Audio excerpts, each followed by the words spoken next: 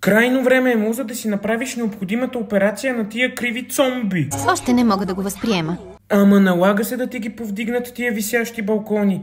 Сега са по-зле от надъртата джанта в Арагонда. Попаднахме в критична ситуация. Айде, запазвам един час в Турция. Там едни цицонки не излизат чак толкова скъпо. Риван ще даде някой лев спонсора и отиваме.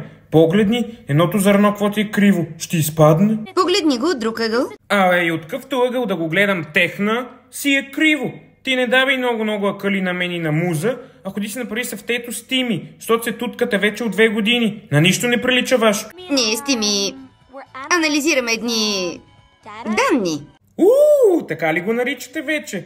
Печенето на безглутенов кекс. За какво са ви тези данни? За да създадем звукова алармена система. Няма нужда, не се хабете. Аз вече съм измислил. Чакай малко.